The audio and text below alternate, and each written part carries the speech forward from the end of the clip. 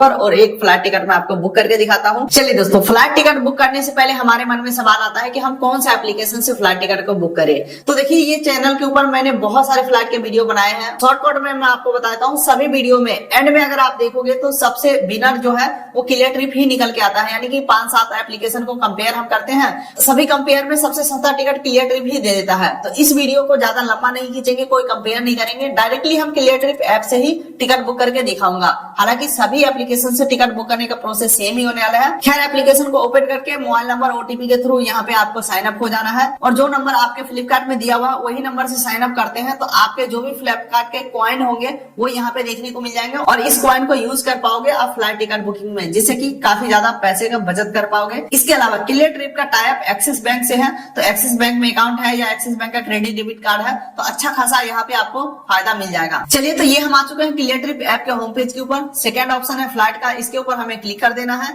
और यहाँ से हम टिकट को बुक कर पाएंगे। अब देख लीजिए, सबसे पहले आपको 2 ऑप्शन पूछे जा रहे हैं, वन वे और राउंड ट्रिप। वन वे का मतलब है सिर्फ एक टिकट बुक करना है, राउंड ट्रिप का मतलब है 2 टिकट एक बार में बुक करना है, तो राउंड ट्रिप करेंगे। तो मैं यहाँ पे राउंड ट्रिप नहीं करने वाला हूँ, वन वे सेलेक्ट रखने वाला हूँ। उसके बाद अगला यहाँ पे पूछा जा रहा है कहाँ से कहाँ तक का आपको टिकट चाहिए, वो एंटर कर देना है। तो मुझे दिल्ली से पटना के लिए टिकट चाहिए, हमने डाल दिया यहाँ पे। डिपार्चर डेट पूछा जा रहा है यहाँ पे, यानी कि किस डेट को आपको टिकट चाहिए। तो यहाँ पे जैसे क्लिक करेंगे एक कैलेंडर खुल के आ जाएगा, और कैलेंडर में स्क्रॉल अगर आप करेंगे तो देख सकते हैं सभी डेट के नीचे एक प्राइस लिखा हुआ है।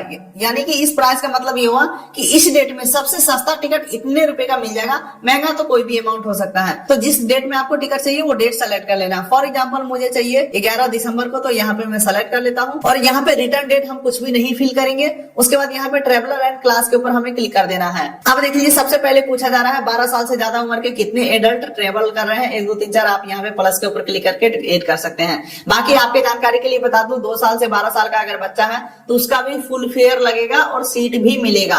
इसके अलावा अगर आपका बच्चा 2 साल से नीचे का है, चाहे 10 दिन का हो, 6 महीने का हो या 1.5 साल का हो, तो बच्चा अगर 2 साल से नीचे का है तो उसका फिक्स प्राइस 1500 रुपया लगता है, और इस बच्चे का सीट भी नहीं मिलने वाले हैं, गोदी में आपको ले जाना होगा। इसके बाद अगर आपको पैसा बचाना है तो यहाँ पे क्लास में इकोनॉमी सेलेक्ट करना होगा, क्योंकि इकोनॉमी सबसे सस्ता टिकट प्रोवाइड करता है, उससे महंगा बिजनेस और प्रीमियम इकोनॉमी फिर आ जाता है। यहाँ पे मैं इकोनॉमी रखने वाला हूँ और सीधे अप्लाई के ऊपर नीचे क्लिक कर देता हूँ। उसके बाद अगला यहाँ पे आ जाता है स्पेशल फेयर का ऑप्शन। आप चाहे तो student, senior citizen, arm force का ऑप्शन सेलेक्ट कर सकते हैं, जो कि फायदा आपको कुछ भी नहीं होगा। फॉर एग्जांपल अगर आप स्टूडेंट सेलेक्ट करते हैं, अगर वैलिड आई कार्ड शो कर देते हैं तो एक्स्ट्रा सामान ले जाने का परमिशन मिल जाता है।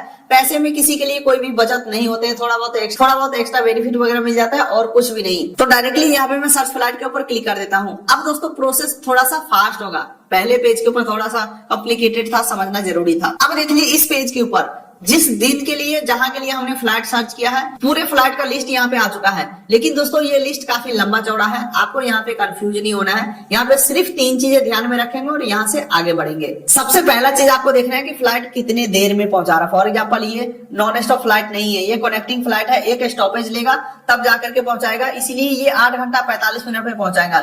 लेकिन दूसरा यहाँ पे फ्लाइट देख सकते हैं 1 घंटा 40 मिनट में ही पहुंचाएगा, जो कि डायरेक्ट फ्लाइट है, नॉन स्टॉप फ्लाइट है। इसके अलावा अगला यहाँ पे 1 घंटा 40 मिनट में पहुंचाएगा। तो इस चीज को आपको ध्यान से देखना है, कहीं आप गलत फ्लाइट ना बुक कर ले, ज्यादा समय लगाने वाला। तो पहला आपको फ्लाइट का ड्यूरेशन देख लेना है कि कितना देर में आपका पहुंचा रहा है। उसके बाद दूसरा आपको देखना है फ्लाइट का टाइमिंग। ठीक है, फॉर एग्जांपल देख सकते हैं 5:45 में यहाँ पे टाइमिंग है फ्लाई करने का। ठीक है, 14:30 में हमें पहुंचाएगा। दूसरा फ्लाइट है 8:30 सुबह में, 10:10 में हमें पहुंचाएगा।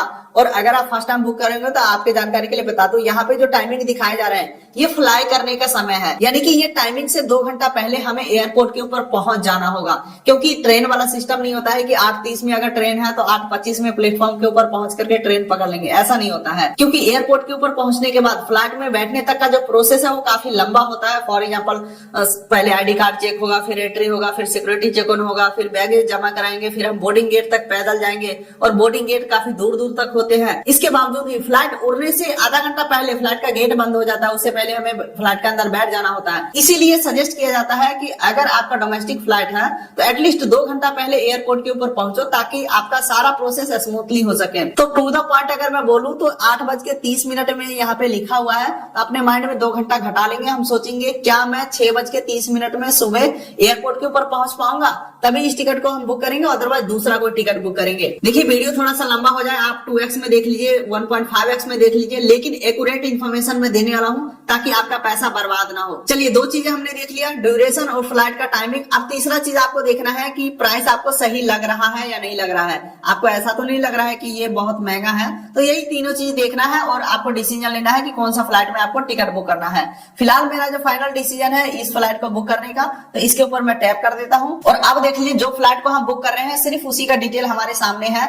कितना देर में पहुंचाएगा, फ्लाइट का टाइमिंग क्या है, टर्मिनल डिटेल भी यहाँ पे दिया गया है। दिल्ली टर्मिनल 3 से चलेगा और पटना में तो एक ही टर्मिनल है, तो कोई बात नहीं। उसके बाद थोड़ा सा नीचे हम स्क्रॉल करते हैं तो देख सकते हैं 3 कैटेगरी में बुक करने का ऑप्शन आ रहा है। पहला है 5218 रुपए का, दूसरा है 5218 प्लस 251, तीसरा है 5218 प्लस 849। लेकिन दोस्तों ये सबको आप इग्नोर करिए, सभी में थोड़ा थोड़ा बेनिफिट एक्स्ट्रा ऐड कर दिए गए हैं और पैसा ज्यादा लिए जाते हैं। लेकिन हमें पैसा बचाना है तो यहाँ पे मैं स्टैंडर्ड में बुक करूंगा, जो कि स्टैंडर्ड में अगर हम बुक करते हैं तो कैंसिलेशन चार्जेस से स्टार्ट हो जाता है 3399 रुपए से, और अगर मैं बाद में फ्लाइट टिकट का डेट चेंज करना चाहूँ तो 2650 रुपए कटने वाले हैं। वहीं पे इसी टिकट को अगर मैं प्लस वाला फीचर्स में बुक करता हूँ जिसके लिए 250 रुपए एक्स्ट्रा हमें देना पड़ेगा, तो कैंसिलेशन चार्जेस से स्टार्ट होता है 3650 रुपए से।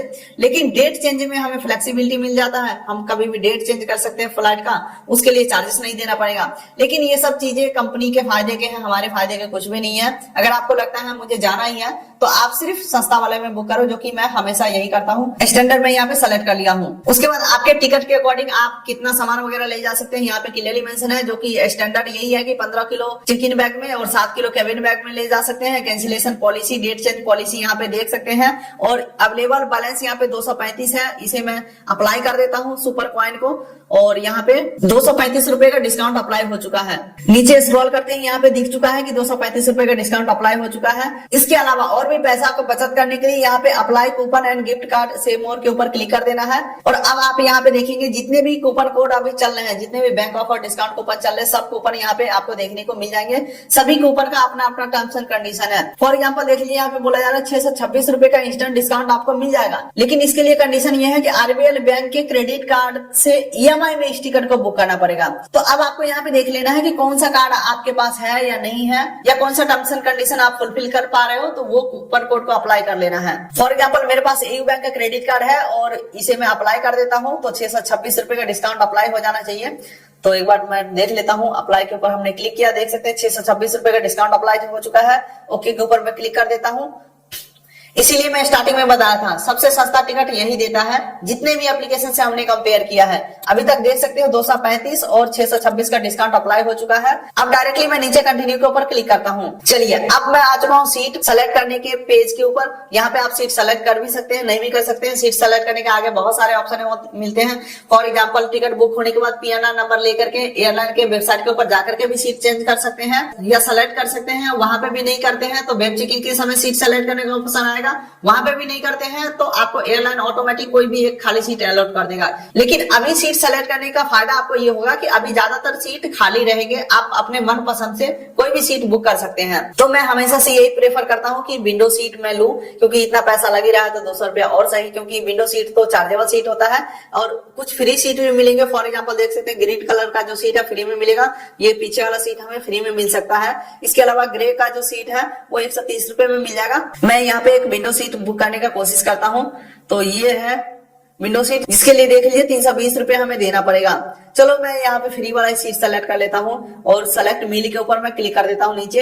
यहाँ पे कोई भी खाना पीना मैं ऐड नहीं करने वाला हूँ। हालांकि ये चीज आप परचेज भी कर सकते हैं फ्लाइट के अंदर, लेकिन कैश में परचेज करना पड़ेगा क्योंकि फ्लाइट के अंदर यूपीआई डेबिट क्रेडिट कार्ड नहीं चलता है। उसके बाद अगला मैं सेलेक्ट बैगेज के ऊपर क्लिक कर देता हूँ और ये यहाँ से बैगेज सेलेक्ट कर सकते हैं, लेकिन ऐसा मैं कुछ भी लेने वाला नहीं हूँ। सेलेक्ट इंश्योरेंस के ऊपर क्लिक करता हूँ और यहाँ पे भी कुछ इंश्योरेंस नहीं लेने वाला हूँ। कंटिन्यू टू ट्रेवलर से ऊपर मैं क्लिक कर देता हूँ। अब देख लीजिए यहाँ पे रेगुलर बेसिस पे मैं यहीं से टिकट बुक करता हूँ तो मेरा कुछ डिटेल यहाँ पे ऑटो फिल है, लेकिन आपको फर्स्ट टाइम होंगे तो एड एडल्ट के ऊपर क्लिक करना होगा और यहाँ पे आपको पैसेंजर डिटेल ऐड कर लेना है। जहाँ पे सबसे पहले टाइटल सेलेक्ट करेंगे, फर्स्ट मिडिल नेम डालेंगे, लास्ट नेम डालेंगे और सेव न्यू एडल्ट के ऊपर क्लिक कर देंगे।